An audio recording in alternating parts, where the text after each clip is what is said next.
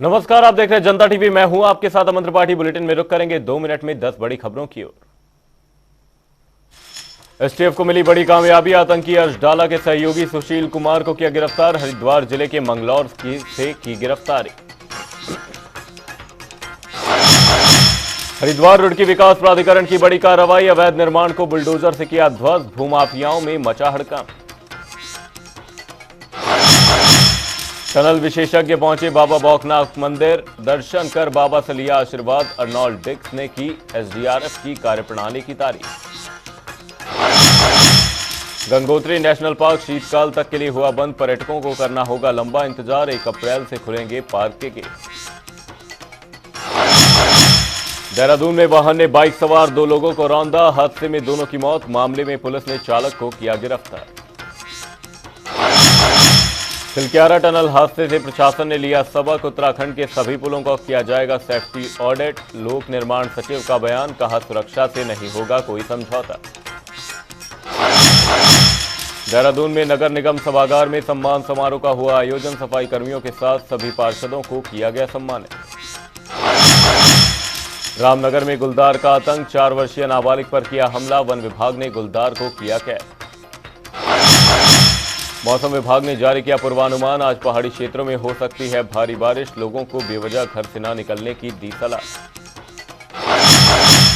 Uttarakhand police के police महानिदेशक के रूप में आईपीएस अभिनव कुमार ने कार्यभार किया ग्रहण। पुलिस के प्रमुख होने के रूप में नियुक्ति होने पर अधिकारियों ने दी बधाई।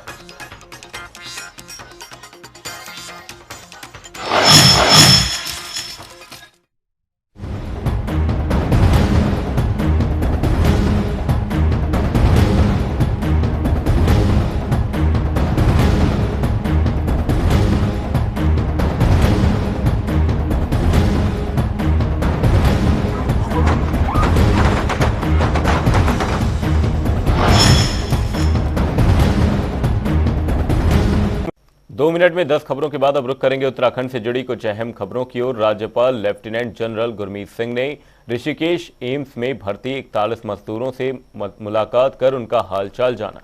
इस दौरान उन्होंने कहा कि सुरंग में फंसे 41 लोगों की यह परीक्षा थी जिसमें वह सफल हुए हैं। साथ ही उन्होंने हमें एक सबक सिखाया है कि किस प्रकार मुश्किल घड़ी में एक साथ रहना है। मजदूरों को उनके घर पहुंचाने के लिए एम्स परिसर में बसें पहुंच गई हैं। मजा आया है कि वो प्रसन्न हैं, हृदय से प्रसन्न हैं, उनका स्वास्थ्य एकदम ठीक है।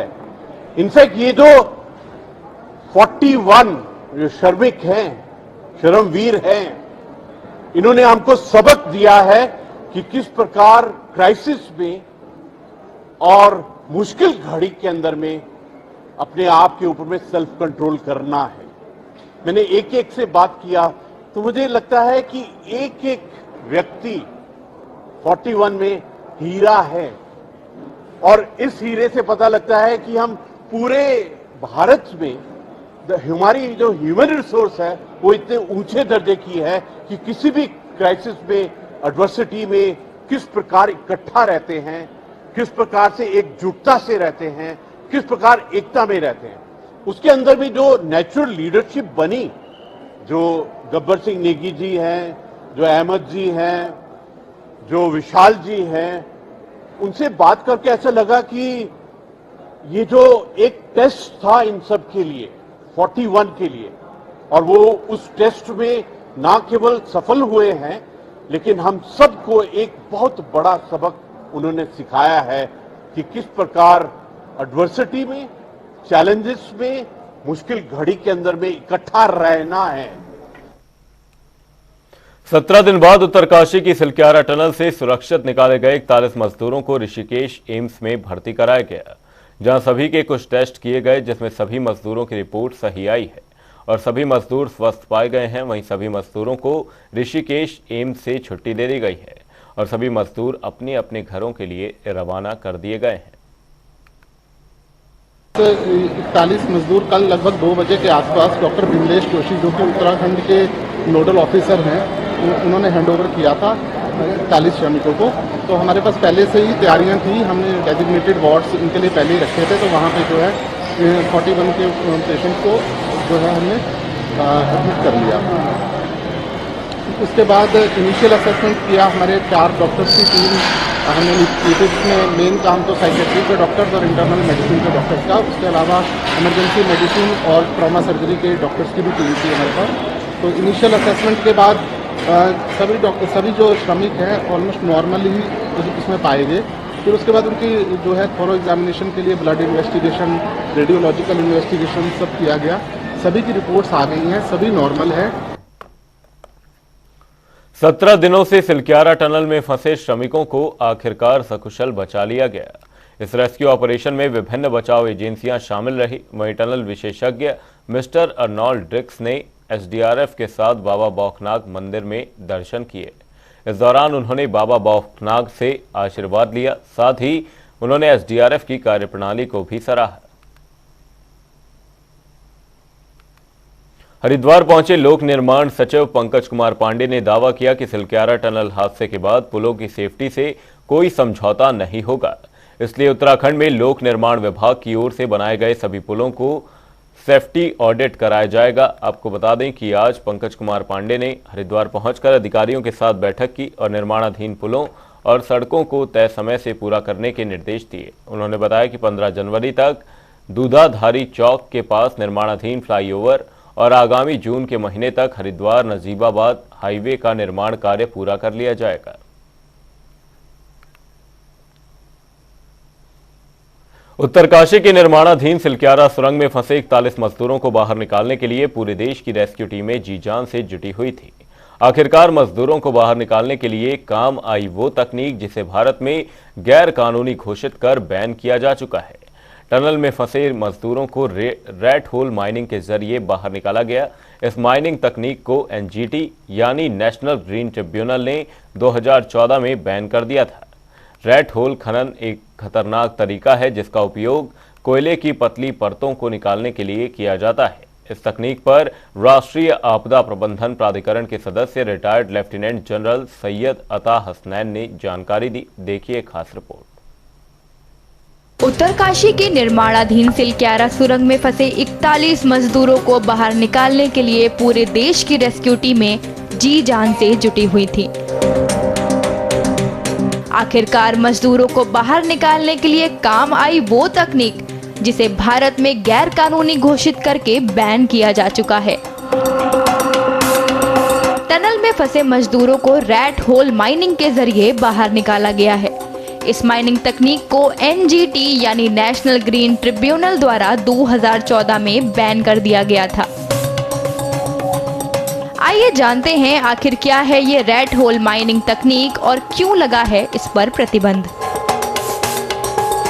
रैट होल खनन एक खतरनाक और विवादास्पद तरीका है जिसका उपयोग कोयले की पतली परतों को निकालने के लिए किया जाता है।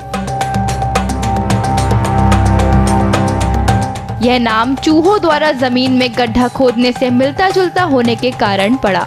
इस तकनीक का प्रयोग कर कोयले की खदानों में जाने वाले मजदूरों की जान जोखिम में होने की वजह से इस तकनीक को प्रतिबंधित कर दिया गया था। सिलक्यारा सुरंग में फंसे मजदूरों को निकालने के लिए इस्तेमाल की गई इस तकनीक पर राष्ट्रीय आपदा प्रबंधन प्राधिकरण के सदस्य रिटायर्ड लेफ्टिनेंट जनरल सैयद अता हसनैन ने जानकारी दी। Rat mining may be illegal, but a rat miner's talent and experience. NGT has prohibited coal mining by that technique, going into the tunnel kind of a thing and getting the coal out. But this is a skill used in construction site. They are not always very comfortable situations. So in fact not only these people but जो जिन लोगों ने जो gas cutter से उसको काटा है वो भी एक बड़ा डिफिकल्टी जॉब था। एक एक घंटे काम करते थे, बाहर निकलते थे। तो ये स्पेशल सिचुएशन है, लाइफ सेविंग सिचुएशन है। But what you are saying is coal mining is prohibited. They are technicians. They are technicians helping us. Actually, ये colloquial use है. This is a colloquial use which actually, if I may say, more in the media, it is coming out. It draws interest. Basically, I agree with you. I also used the term yesterday. But as I said in the beginning, It is their talent which is being used. It is their capability which is being used. जब सुरंग में फंसे 41 श्रमिकों को निकालने में तमाम बड़ी मशीनें विफल रहीं, तो अधिकारियों ने रेड होल माइनिंग के रूप में ज्ञात प्रतिबंधित तकनीक के खनिकों की मदद ली और जो कारगर सिद्ध हुई।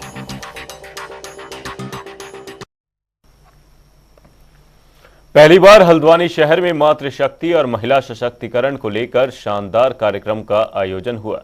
लंबे समय से इस कार्यक्रम की तैयारी में जुटी जिला प्रशासन ने जगह जगह उत्तराखंड की लोक कला और लोक संस्कृति की सुंदर झलक का आयोजन किया। कार्यक्रम में उत्तराखंड के प्रसिद्ध उत्पादों के स्टॉल भी लगाए गए। कार्यक्रम में सीएम पुष्कर सिंह धामी और जिले की प्रभारी मंत्री रेखा आर्य मौजूद रही। मुख्यमंत्री ने कार्यक्रम में आई महिलाओं पर पुष्प वर्षा की। इसके अलावा सीएम ने बैणी सेना और पर्यावरण मित्रों के साथ तस्वीरें भी खिंचवाई। इस कार्यक्रम में सीएम ने नैनीताल जिले के लिए 713 करोड़ लागत की विकास योजनाओं का लोकार्पण और शिलान्यास किया। ईजा बैणी कार्यक्रम में सीएम ने लगाए गए स्टॉलों का निरीक्षण किया और कन्या पूजन किया। इसके अलावा समाज में स्वावलंबी और आत्मनिर्भर बनकर नई दिशा देने वाली मातृशक्ति का सम्मान किया। भाइयों बहनों, ये नया भारत है और आज प्रधानमंत्री जी के नेतृत्व में तेजी से हम प्रदेश को भी आगे बढ़ाने के लिए काम कर रहे हैं, महिलाओं के जीवन स्तर को ऊंचा उठाने के लिए काम कर रहे हैं। इसके अंतर्गत आप सबको पता है, जहां नारी शक्ति बंधन विधेयक आजाद भारत के इतिहास में पहले प्रधानमंत्री के रूप में नरेंद्र मोदी जी के नेतृत्व में संसद के दोनों सदनों में पास हो गया, वहीं हमने उत्तराखंड के अंदर अपनी मातृशक्ति के लिए 30% का जो क्षैतिज आरक्षण है उसके लिए पहले ही हमने कानून बना दिया, पहले ही हमने विधेयक बना दिया है। इसके साथ ही मुख्यमंत्री नारी सशक्तिकरण योजना, मुख्यमंत्री महालक्ष्मी योजना, लखपति दीदी योजना, मुख्यमंत्री आंचल अमृत योजना, मुख्यमंत्री स्वरोजगार योजना, मुख्यमंत्री अल्पसंख्यक मेधावी योजना और जिसके बारे में अभी रेखा जी कह रही थी नंदा गौरा योजना और मातृबंधन योजना, महिला पोषण अभियान जैसी अनेकों योजनाएं हमने प्रारंभ की हैं। हम महिलाओं को स्वावलंबी बनाने के लिए, उनको आत्मनिर्भर बनाने के लिए लगातार प्रयास कर रहे हैं, जो हमें करने भी चाहिए। मुझे बहुत खुशी है कि आज अर्पण कला के संरक्षण और संवर्धन के लिए पुरस्कार यहाँ पे दिया गया और ये पुरस्कार सिर्फ मेरा ही नहीं, हमारी पूरी मीनाकृति टीम और यहाँ उत्तराखंड की सारी मातृशक्तियों का है, जिनके बदौलत आज पीढ़ी दर पीढ़ी लोक कला आगे बढ़ी है और हम जो नई पीढ़ी है, युवा पीढ़ी है, उनको भी इस चीज़ से अर्पण को हम लोग रोजगार से जोड़ के महिलाओं को जो एक रोजगार प्रदान कर पा रहे हैं, इसके लिए हमें ये पुरस्कार मिला। बहुत ज़्यादा खुशी है। धन्यवाद। देहरादून में 8 और 9 दिसंबर को होने वाले ग्लोबल इन्वेस्टर समिट को लेकर तैयारियां जोरों पर हैं।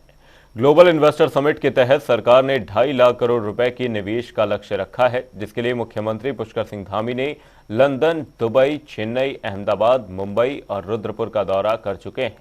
वहीं समिट को लेकर बयानबाजी का दौर भी जारी है। इसी कड़ी में पूर्व मुख्यमंत्री हरीश रावत ने ग्लोबल इन्वेस्टर समिट को लेकर राजनीतिक समिट बताया है। उन्होंने कहा कि ये राजनीतिक समिट साबित होगा। इसके साथ ही उन्होंने सरकार पर तंज भी कसा। उन्होंने क्या कुछ कहा वो सुनिए। एक बात है, पुराना अकाउंट बता दूं जो पिछले हुए थे 2018 का उसका है, और अकेले हरिद्वार के अंदर 300 से ज़्यादा यूनिटें बंद हो चुकी हैं।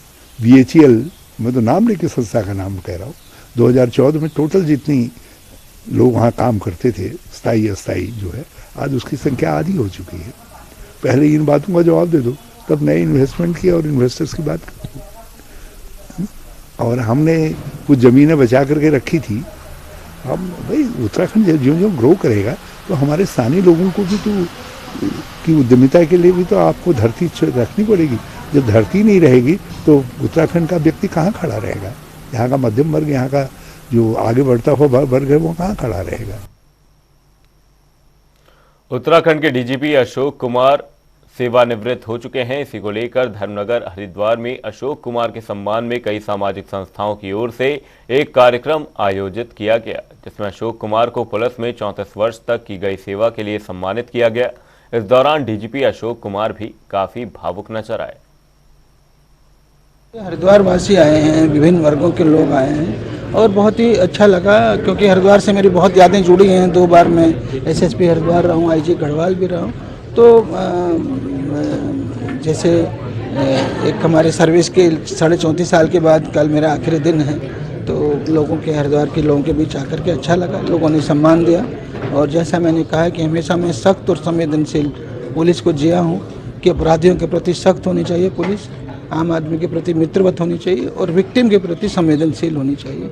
वो उसी भावना से मैं उम्मीद करता हूँ कि आगे भी पुलिसकर्मी व्यवहार करें। प्रदेश की खराब कानून व्यवस्था को लेकर स्वराज सेवा दल के सैकड़ों कार्यकर्ताओं ने प्रदर्शन किया। इस दौरान मंगलौर से लेकर तहसील तक वाहनों की रैली निकाली गई। वहीं स्वराज सेवा दल के प्रदेश अध्यक्ष रमेश जोशी ने कहा कि प्रदेश को नए डीजीपी के रूप में एक बेहद ईमानदार और कर्मठ व्यक्ति मिला है, जिन्होंने हरिद्वार के एसएसपी के रूप में अपराधों पर शिकंजा कसा है। उम्मीद है कि नए डीजीपी प्रदेश की कानून व्यवस्था को सुधारने में बेहतर कारगर साबित होंगे। आज हमारे प्रदेश को जो डीजीपी मिले हैं वह डेड ऑनेस्ट, बिल्कुल ईमानदार इस प्रदेश को डीजीपी मिले हैं, जहां दूध का दूध और पानी का पानी होता है। उनकी नजरों से बचता कुछ नहीं है। और आज जो ये पुलिस जो जिनको आदत पड़ी हुई है झूठे मुकदमे लिखने की, उसके बाद पैसे लेने की और पैसे लेकर नाम निकालने की, उनको एक चेतावनी है कि जो पहले उनकी आदत बनी हुई है उसको त्याग दें। नए डीजीपी महोदय हमारे भगवान की तरह प्रदेश में आ चुके हैं और प्रदेश की चरमराई हुई कानून व्यवस्था को बिल्कुल ईमानदारी से चला करके दिखा देंगे।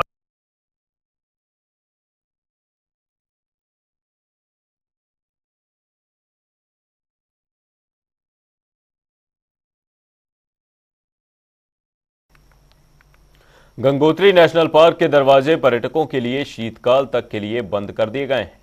पर्वतारोहण और ट्रैकिंग के लिए प्रसिद्ध गंगोत्री नेशनल पार्क में आने के लिए पर्यटकों को अब अगले वर्ष 1 अप्रैल तक इंतजार करना पड़ेगा। नमस्कार। आज 30 नवंबर 2023 को आज गंगोत्री नेशनल पार्क के गेट बंद हो गए हैं, जो कि गर्तांगिली हो, चाहे केदारताल हो, चाहे नेलोंग हो या गंगोत्री गोमुख ट्रेक मार्ग हो, ये समस्त गेट आज समस्त पर्यटकों के लिए, तीर्थयात्रियों के लिए बंद कर दिए गए हैं। आगामी नेक्स्ट ईयर 2024 को फिर से खोल दिए जाएंगे।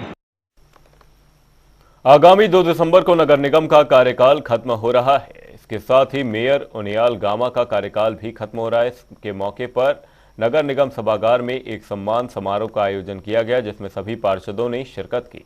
इस मौके पर सुनील उनियाल गाम ने कहा कि हमारे कार्यकाल को 5 साल पूरे हो रहे हैं। इस 5 सालों में हमने कई सारे काम किए, जिसमें हमारी जनता ने हमारा साथ दिया।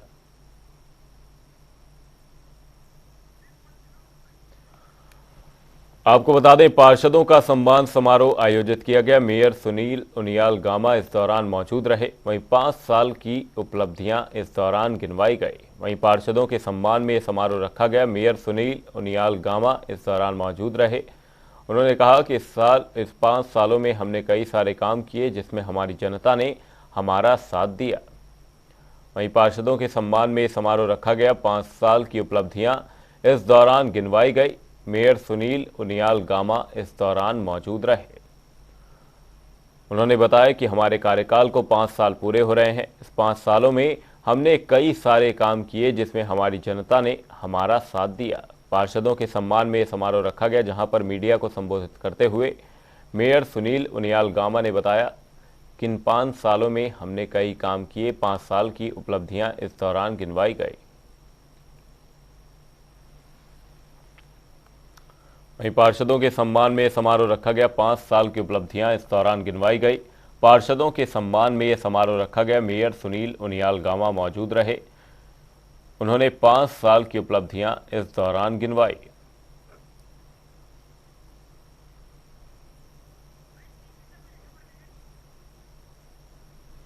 बुलेटिन में आगे बढ़ेंगे, रुक करेंगे एक बड़ी खबर का। बड़ी खबर, बड़ी जानकारी सामने इस वक्त की बड़ी खबर आपको बता दें। बड़ी खबर, सीएम पुष्कर सिंह धामी के आज कई कार्यक्रम प्रस्तावित हैं।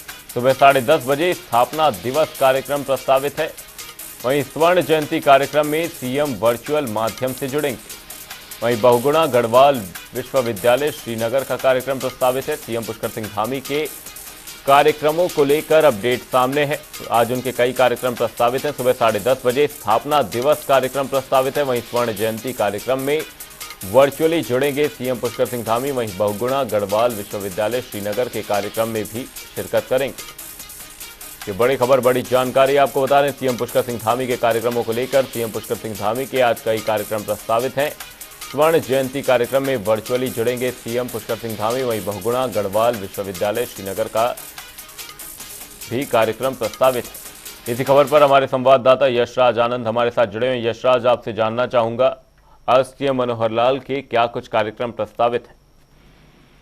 जी बिल्कुल, आज सबसे बड़ी बात तो मुख्यमंत्री पुष्कर सिंह धामी का आज 10:30 बजे हेमवती नंदन बहुगुणा गढ़वाल विश्वविद्यालय श्रीनगर के स्थापना दिवस व स्वर्ण जयंती कार्यक्रम में प्रतिभाग है, जिसमें वो वर्चुअल रूप से प्रतिभाग करेंगे। यानी कि मुख्यमंत्री पुष्कर सिंह धामी मुख्यमंत्री अपने कैंप कार्यालय देहरादून से ही हेमवती नंदन गढ़वाल विश्वविद्यालय श्रीनगर के स्थापना दिवस से प्रतिभाग करने वाले हैं। तो इसी को देखते हुए लगातार यह मुख्यमंत्री का जो यह प्रतिभाग है, वर्चुअल प्रतिभाग, चूंकि मुख्यमंत्री की शेड्यूल आज काफी बिजी है, लेकिन वो जरूर समय दे रहे हैं। और उन्होंने स्पष्ट रूप से कहा कि गढ़वाल विश्वविद्यालय चाहे जो भी विश्वविद्यालय हो, और खास करके श्रीनगर, वो स्थापना के विषय में उन्होंने स्पष्ट रूप से कहा कि यह जो स्थापना है यह अपने आप में गौरवमयी बात है और यह स्थापना दिवस बहुत अच्छे ढंग से मनाया जाएगा। और सबसे बड़ी बात है कि स्वर्ण जयंती कार्यक्रम जो हो रहा है, इस कार्यक्रम में लोगों को भी सम्मिलित किया जाएगा। इसमें लोग भी आएंगे, कई अधिकारी भी आएंगे। उन्होंने स्पष्ट रूप से कहा है कि उत्तराखंड को विश्व के मानचित्र पर, भारत ही नहीं विश्व के मानचित्र पर सर्वश्रेष्ठ राज्य की सूची में लाना उनका सबसे बड़ा कर्तव्य है। इसके लिए वो हर संभव प्रयास करेंगे। उन्होंने कहा कि चाहे शिक्षा का क्षेत्र हो, चाहे रोजगार का क्षेत्र हो, हर एक क्षेत्र में विकास की संभावनाओं को उत्तराखंड में तराशा जा रहा है और विकास की बयार उत्तराखंड में बढ़ने वाली है। आगे उन्होंने स्पष्ट रूप से मुख्यमंत्री पुष्कर सिंह धामी ने कहा, और वो लगभग कहते हैं कि जो प्रधानमंत्री नरेंद्र मोदी का विजन है, उस लक्ष्य को उत्तराखंड राज्य 100% साकार करने में लगा हुआ है। उत्तराखंड राज्य में प्रधानमंत्री नरेंद्र मोदी की जो विजनरीज आइडिया है, उन सारे आइडियाज को सम्मिलित करके, समाहित करके लोगों के विकास की ओर ध्यान दिया जा रहा है। इसी को देखते हुए लगातार उत्तराखंड में विश्वविद्यालय की स्थापना की जा रही है। लगातार उत्तराखंड में स्कूल, कॉलेजेस या कहें अगर कहें चिकित्सा की व्यवस्था की, तो चिकित्सा की व्यवस्था की भी सुचारू रूप से व्यवस्था की जा रही है। तो उत्तराखंड में अभी एक हादसा भी हुआ, लेकिन इस हादसे में भी, टनल हादसा हुआ, इस हादसे के बाद भी सारे मजदूरों को सुरक्षित निकाल लिया गया, जबकि काफी दिनों तक यह चला था। तो उसके बाद भी अपने आप में एक बहुत बड़ी बात है। यह उत्तराखंड के अधिकारियों और SDRF, NDRF, सैन्य बल और उत्तराखंड के लोगों का उन्होंने आभार जताते हुए भी कहा था कि यह भी एक बहुत बड़ी बात है कि यहाँ के लोग शालीन हैं, यहाँ के लोग अच्छे से रहते हैं और सरकार के कदम से कदम मिलाकर चलते और सरकार पर भरोसा रखकर चलते हैं। ये अपने आप में एक बहुत बड़ी बात है। तो इस प्रकार से यह जो आज वर्चुअल सीएम पुष्कर सिंह धामी आज स्वर्ण जयंती उद्घाटन करेंगे, तो यह भी अपने आप में बहुत बड़ी बात है। उन्होंने जनता से आज कई कार्यक्रम प्रस्तावित है। इस दौरान सीएम पुष्कर सिंह धामी कई कार्यक्रमों में शिरकत करते हुए नजर आएंगे। बहुत बहुत धन्यवाद यशराज तमाम जानकारी के लिए। सीएम पुष्कर सिंह धामी के आज कई कार्यक्रम देखने को मिलेंगे। बुलेटिन में फिलहाल के लिए सिर्फ इतना ही। एंजॉय करने जनता डी पर खबरों का सिलसिला रहेगा बरकरार। तब तक के लिए नमस्कार।